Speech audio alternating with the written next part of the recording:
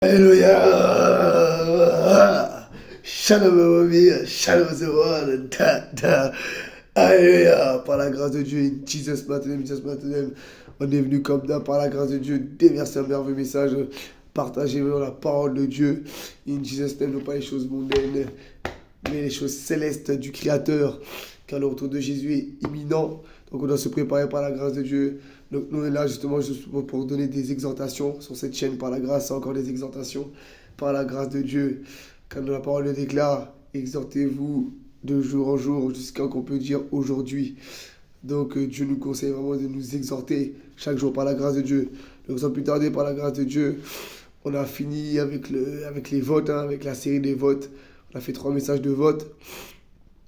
Par la grâce de Dieu, là, le Saint-Esprit m'a ramené dans un sujet vraiment encore qui me surprend, qui m'a vraiment, qui est vraiment atypique et que j'ai aimé parce que vraiment, quand il m'a donné le message, je me suis dit, bah, en fait, c'est normal parce que c'est la tendance du moment. Donc, le message là qu'on va déverser par la grâce de Dieu, c'est Sean Combs, a.k.a. Puff Daddy, tonton Puffy. C'est la tendance du moment. Donc, par la grâce de Dieu, on se laisse guider par la grâce de Dieu. Comme on avait vu, il y a un homme de Dieu qui avait vu Michael Jackson. Vous avez fait un petit clin d'œil. Donc voilà, là nous on met Sean Combs, a.k.a. Puff Daddy, tonton Puffy. Donc voilà, même si moi on appelle tonton Puffy, voilà, on sait pourquoi. Par la grâce de Dieu. On va essayer de faire vraiment bref, précis et vraiment délicieux. Là vraiment c'est juste une intro parce que je pense qu'il y aura il y aura plusieurs vidéos, peut-être un, deux. Là, c'est une intro, là, vraiment une intro. Parce que pour une fois, là, le Saint-Esprit me met à cœur de faire même des recherches. Parce que ça va être puissant par la grâce de Dieu. Sean Combs. Hein? C'est vraiment la tendance du moment. Tonton chivreux, vraiment. Laisse tomber, on va pas trop tout mélanger. Parce que les trolls, c'est les trolls. Voilà, là. Hein? Et voilà, mais comme on s'est un peu relié avec ça, par la grâce de Dieu, voilà. Mais comme c'est la tendance du moment, ça a fait le buzz par la grâce de Dieu. Donc voilà, le Saint-Esprit vraiment il va bien guider. Et on va prêcher sur ça parce que vraiment c'est tout ce cas-là, mon ami, c'est spirituel. In Jesus' name. Tout ça, c'est spirituel, les amis. Hein? Donc le titre c'est Sean Combs, a.k.a. Puff Daddy, tonton Puffy. In Jesus' name. Donc voilà.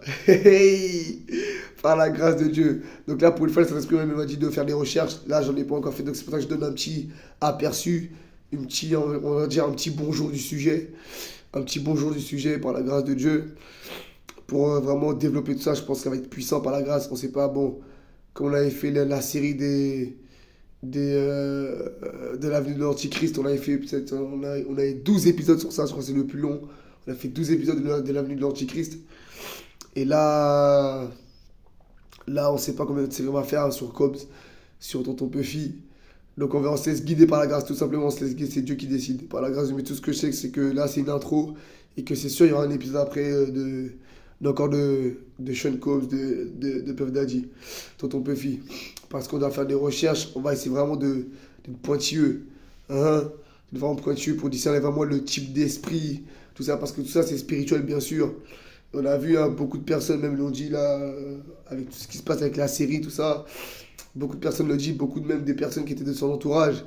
Il a dit que, franchement, on le reconnaît plus. Tout ça, il a changé depuis qu'il a pris vraiment en notoriété. Il a changé d'une manière voilà, négative, hein, pas positive. Hein, parce que c'est le diable qui a élevé ça. C'est pas Dieu. Quand Dieu élève, nous on sait, on connaît les règles du jeu. Voilà. Mais quand c'est le diable qui élève, en général, ouais, ça sent pas bon. Mais bon, là on va développer ça par la grâce de Dieu parce que tout ça c'est spirituel in Jesus' name. Donc Sean Combs, par la grâce de Dieu, un sujet très alléchant. A.K.A. tonton Puffy.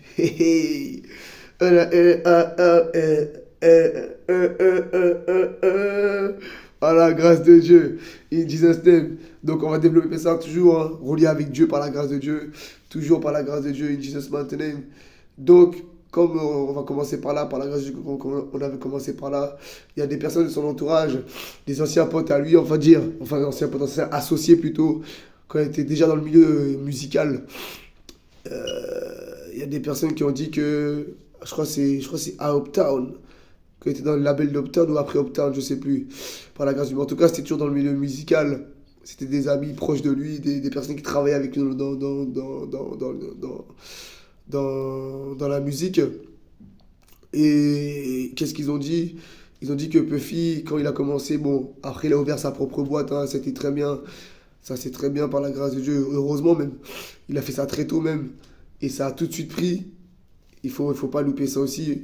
On va parler vraiment de ce cas-là aussi parce qu'il faut aller dans l'ordre des choses par la grâce de Dieu, parce qu'il faut être précis. Donc, il y a quelqu'un de son entourage qui a dit que Puffy, il a changé. Bon, il n'y a pas que lui. Bon, plusieurs même ont dit il a changé depuis qu'il prenait de plus en plus en notoriété, tout ça, nan, nan, mais pas du sens bien, du sens négatif. Mais avant qu'il change, mes amis, il y a eu une progression même, dans, que ce soit financier, partout. Statut, tout ça, tout a changé. Donc, il est passé millionnaire du jour au lendemain. Voilà. Il est passé millionnaire du jour au lendemain. Et cette étape-là, justement, c'est ça qui a été le socle de son changement. Parce que c'est money, et oui. Et si tu, mon ami, tu brasses autant d'argent, t'as pas Dieu, c'est chaud. Surtout dans ce milieu-là, mon ami. Bon, bref. Voilà. Ceux qui ont des oreilles pour entendre, qu'ils entendent par la grâce de Dieu. In Jesus' name. Par la grâce de Dieu. Ceux qui ont des oreilles pour voir, qu'ils voient au nom de Jésus-Christ. Bon, par la grâce de Dieu, à partir du moment où le jeune Sean Combs à 19 piges, a.k.a. Puff Daddy, a reçu justement son premier gros contrat pour ouvrir son label, c'est à partir de là que ça a tout changé. Parce qu'il est passé de millionnaire au jour au lendemain. Hein, du jour au lendemain, il est passé millionnaire. Avec ce fameux Davies, Monsieur Davies, qui, voilà, quand je le vois, il n'est pas si méchant, il n'y a plus méchant que lui. Voilà, il m'a l'air aussi, voilà, apparemment, vu les échos que j'ai entendus de lui, c'est quelqu'un de protecteur, un peu comme un père qui prend soin de ses artistes, tout ça, qui, voilà. Après, bon, ça reste à voir, ça, c'est juste ce que j'ai entendu, hein, par la grâce de Dieu. Donc voilà. Et moi, en fait, ce qui m'a on va aller droit au but, hein, on va pas s'éparpiller par la grâce de Dieu. Donc à partir de ce contrat-là qu'il a signé, Daddy, et ben, c'est là que ça a tout changé, parce que j'ai fait un peu de recherche vite fait sur le peu de recherche que j'ai fait par rapport à ça, sur Monsieur Davies et Combs quand ils ont signé le contrat, quand il avait 19 piges. Hein. Il est passé millionnaire tout de suite. Et du jour au lendemain, il est passé millionnaire. À 19 ans, c'est pas rien, mon ami. Hein. C'est l'un des premiers dans le game, oui. Et en plus, depuis des années, il l'est maintenant. C'est pas rien, tonton. C'est légendaire, par la grâce de Dieu. Surtout à son époque, tout ça, c'était, ouais, c'était du presque jamais vu. Et comme il y avait aussi une dame qui disait que un Afro-Américain de son âge, comme ça, avec autant de pouvoir et autant de notoriété, tout ça, n'avait jamais vu ça, voilà. Bref, et ben à partir de ce contrat-là, tout a changé. Et j'ai fait un peu de recherche, et dans le peu de recherche que j'ai fait, j'ai entendu, il y avait souvent le mot qui ressortait, ce mot-là, initié. Il a été initié. À partir de ce moment-là, il a été initié. Ouais, c'est ce mot-là qui m'a frappé. Et ce mot-là, c'est là que j'ai compris tout de suite. J'ai dit, ah oui, c'est à partir de ce moment-là. C'est à partir de ce moment-là, avec ce fameux Davies, qu'il a été initié à la franc-maçonnerie. Ouais, c'est vrai qu'il est passé, en fait, il a vendu son âme, quoi. Il a vendu son âme à partir de ce moment-là. C'est comme si là, ce monsieur Davies était un peu, pas un peu, hein, c'était le recruteur, quoi. C'était un peu, nous, on dit, tu vois, du côté de Dieu, nous, on évangélise. Hein, évangile, on évangélise. Voilà, on recrute pour Dieu, on recrute les âmes. Et ben eux aussi, ils recrutent les âmes, mais pour le diable. Voilà, ce sont des formations. Ils recrutent le diable, ils recrutent les âmes pour le diable, pour qu'ils aillent en enfer. Donc c'est pour ça qu'à partir de ce moment-là, en fait, il a vendu son âme. Vous voyez, il a vendu son âme au diable. Parce que quand j'ai fait mes recherches, il y avait beaucoup ce mot-là qui ressortait, le mot initié. Il a été initié. Donc voilà, une fois qu'il a été initié, c'est là que ça a commencé à changer. Même son entourage a commencé à parler. On le voit dans la série. Ils disent que oui, il a changé à partir de ce moment-là. On ne le reconnaît plus. Ah, ceci, cela, blablabla. Voilà. Et maintenant, on sait tous qu'est-ce qu'il a. Pourquoi justement il est accusé. Il est accusé pour des faits, ils disent criminels, des faits sexuels, tout ça. Voilà, des choses sombres. Donc le Saint-Esprit dans tout ça, il m'a conduit où? Il m'a conduit dans Sodome et Gomorrhe. Alléluia. Il m'a conduit dans Sodome et Gomorrhe. Par la grâce de Dieu. Donc voilà. Et qui dit alliance, qui dit esprit. Donc on va aller un peu dans Sodome et Gomorrhe. Dans un peu. Le Saint-Esprit ne m'a pas guidé là pour rien. J'ai essayé de comprendre pourquoi il m'avait guidé là. Pour un peu développer, relier ça avec Didi. Et en fait, tout le monde connaît un peu l'histoire de Sodome et Gomorrhe. C'est la débauche. C'est tout ce qui est débauche qui est relié. C'est tout ça en fait. C'est tout ce qui. C'est tout ce qu'on a. C'est pour ça qu'on a que le Didi. C'est pour la débauche. Mais pour une débauche criminelle. Voilà, tout ce qui est sexuel, la vie d'aloca, tout ce qui est alcool, les drogues qui circulent, tout ça. Voilà, c'est ça. Et Sodome et Gomorrhe, c'est ça aussi.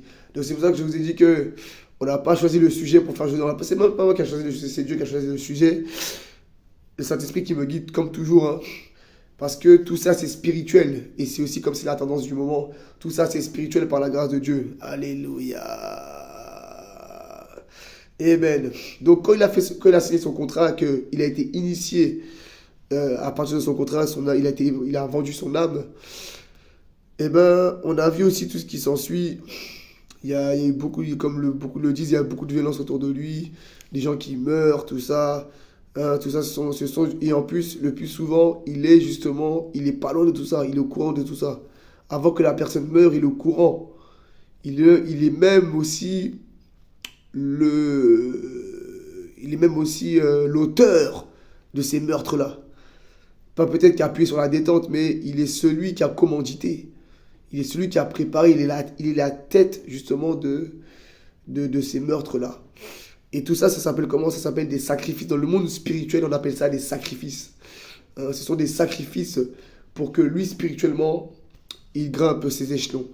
Et non pas par bizarrement ou par étonnement, quand nous voyons justement qu'il y a eu ces sacrifices, il grimpait en autorité.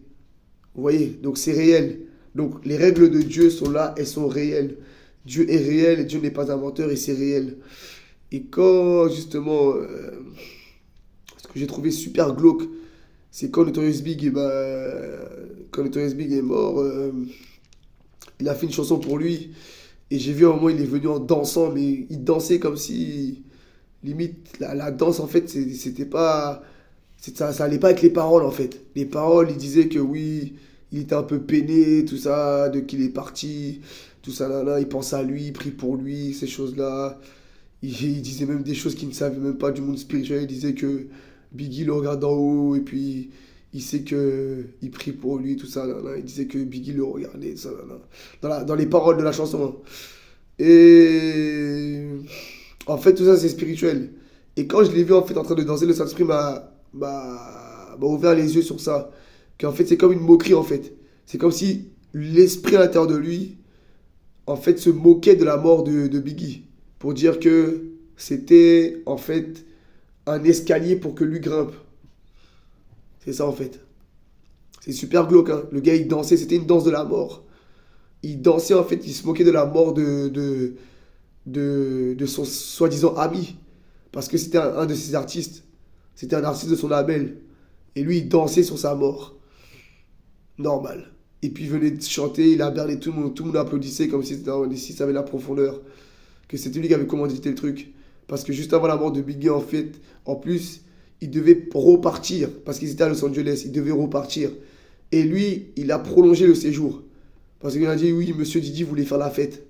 Mais en fait, non. C'était pas voulait faire la fête. Il avait commandité le truc. C'était un appât. C'était une diversion.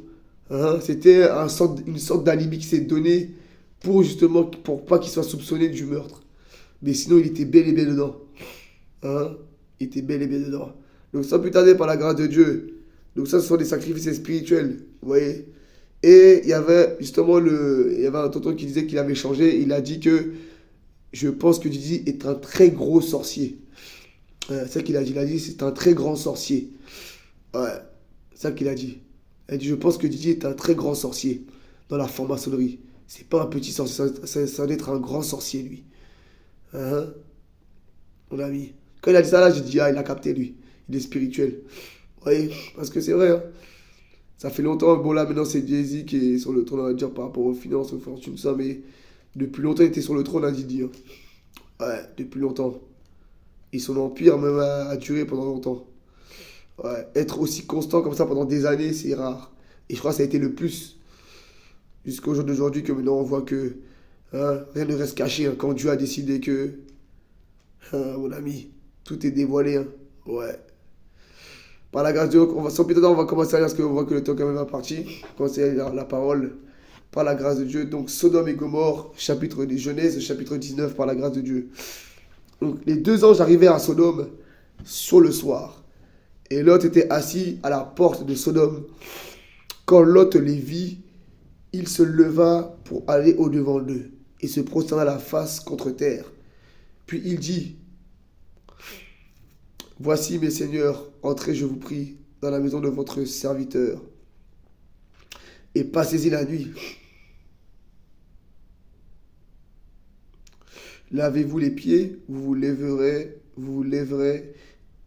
de bon matin, et vous poursuivrez votre route.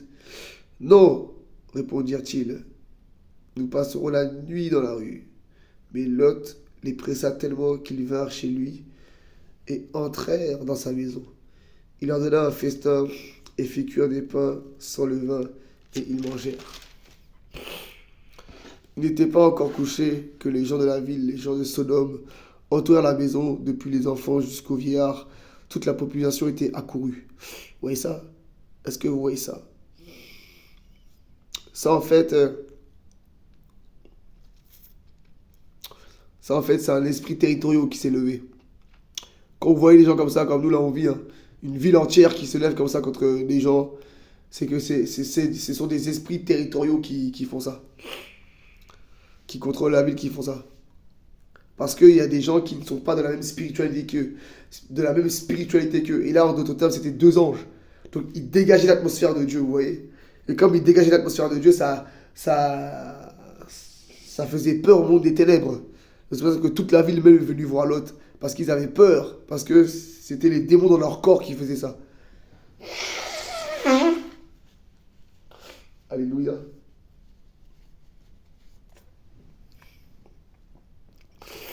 Ils appelaient Lot et lui dirent, où sont les hommes qui sont entrés chez toi cette nuit? Fais-les sortir, vers nous, pour que nous les connaissions. Oui. Nous les connaissions. Lot sortit vers eux à l'entrée de la maison et ferma la porte derrière lui. Il dit, mes frères, je vous prie, ne faites pas le mal.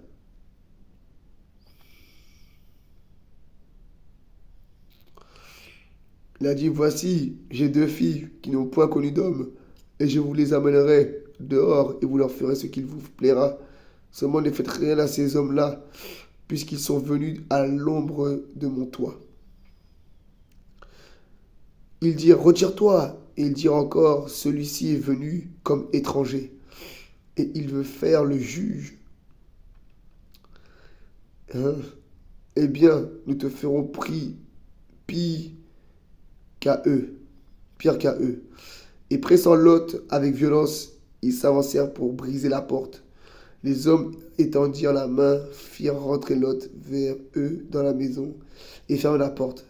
Et ils frappèrent d'aveuglement les gens qui étaient à l'entrée de la maison, depuis les plus petits jusqu'aux plus grands, de sorte qu'ils ne se donnèrent une peine inutile pour trouver la porte.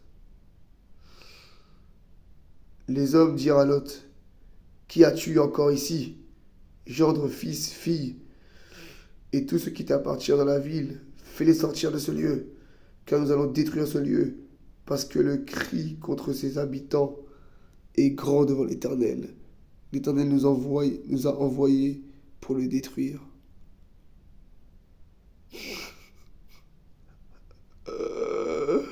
Lot sortit de la ville, mais aux yeux de ses gendres, il parut plaisanter.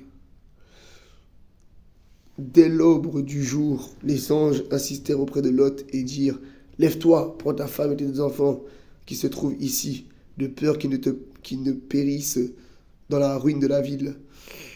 Et comme il tardait, les hommes le saisirent par la main, lui, sa femme et ses deux filles, car l'Éternel voulait l'épargner. Ils l'emmenèrent et le laissèrent hors de la ville. Après les avoir fait sortir, l'un d'eux dit: Sauve-toi pour ta vie, ne regarde pas derrière toi et ne t'arrête pas dans toute la plaine, sauve-toi vers la montagne, de peur que tu ne périsses. L'autre leur dit: Oh non, Seigneur, voici, j'ai trouvé grâce à tes yeux, et tu as montré la grandeur de ta miséricorde à mon égard, et me conservant la vie. Je ne puis me sauver à la montagne avant que le désastre m'atteigne, et je périrai. Alléluia! On va s'arrêter là par la grâce de Dieu. Quand le temps est parti, ouais, là en fait, c'est un cas de figure, c'est Sodome et Gomorrhe. Hein. Ces gens-là avaient des pratiques dans Sodome et Gomorrhe qui n'étaient pas la gloire de Dieu. Hein. Là, en l'occurrence, ce qu'ils voulaient pratiquer, c'était l'homosexualité. C'est ça. Ils voulaient coucher avec les anges, ces habitants. Les habitants de Sodome et Gomorrhe, là, spécialement ces êtres-là, ces hommes-là, ils voulaient pratiquer l'homosexualité avec en plus deux anges, avec des anges. Et tellement qu'ils voulaient le faire, ils avaient dit même à Lot que si tu ne les amènes pas, nous te ferons pire qu'à eux. My God! Est-ce que vous voyez ça? Donc c'est pour en fait pour dire que oui, c'est relié un peu avec Didi, ce qui se passait dans ces soirées aussi. Beaucoup commenté aussi de ce qui se passait. Il y avait de tout, hein. C'était un peu comme Sodome et Gomorrhe, les soirées de Didi. Voilà, les soirées comme ils disaient, les freak-off. Les freak-off. Voilà, les freak-off, c'était un peu comme Sodome et Gomorrhe, ce qui se passait. Il y avait de tout. Il y avait de tout. Des partouzes, de l'homosexualité, à mon avis, les deux sexes, et des drogues, tout ça, la débauche vraiment à son comble. Et tout ça, en fait, les amis, c'est spirituel. Tout ça, c'est spirituel. Parce que ce sont les esprits.